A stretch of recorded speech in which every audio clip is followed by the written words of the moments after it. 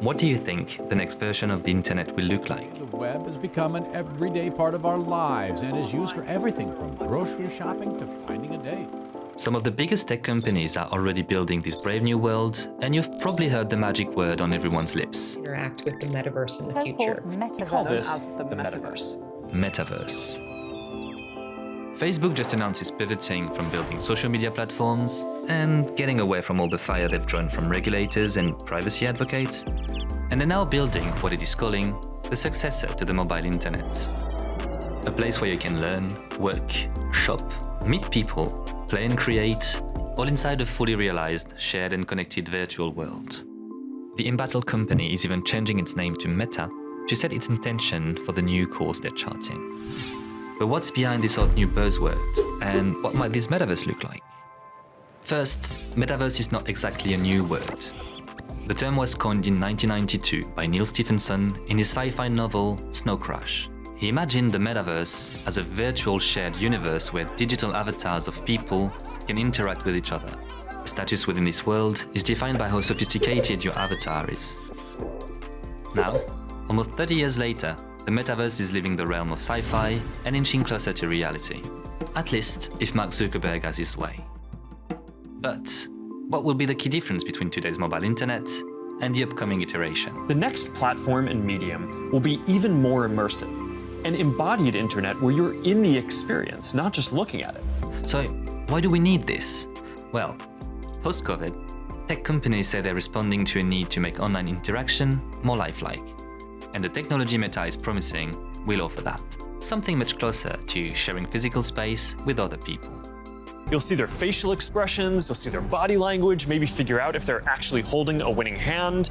All the subtle ways that we communicate that today's technology can't quite deliver. So, the idea goes, you put on your virtual reality headset or augmented reality glasses and cross into the virtual world. To achieve the feeling of realistic presence, Meta headsets will have to be designed with sensors to replicate your facial expressions, voice interaction, and hand interactions. But that's not it. They're also working on technologies to facilitate mixed reality. Imagine working at your virtual desk with multiple screens while seeing your real desk so clearly that you can pick up a pen and write notes without taking your headset off. The metaverse could also be the place where NFTs come into their own. You would be able to buy a digital artwork and have the right to display it in your virtual home. So, at this point, we should note that this is only one vision of the metaverse, the centralized big tech version if you like. But there are others out there. Other groups are building virtual worlds that are not controlled by a single entity. These ones are decentralized, run by their users, and truly collaborative. When Facebook talks about, or Meta talks about building the metaverse, if you follow this space on Twitter, for example, you would have seen a lot of backlash talking about, okay, but the metaverse has already been built and it is very active and has a lot of communities and a lot of users in the various virtual worlds.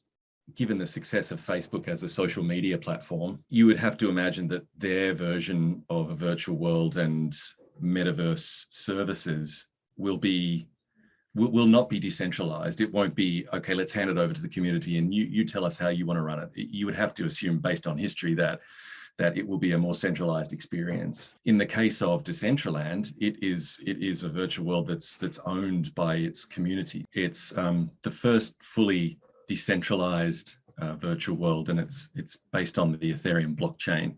The community is everything, and that's why I think the decentralized model is so attractive to people, because they can really have that place that allows them to create or express whatever they want within reason, of course. And so that's what I think will be the major difference between the decentralized virtual worlds, the open metaverse, and Facebook's experience.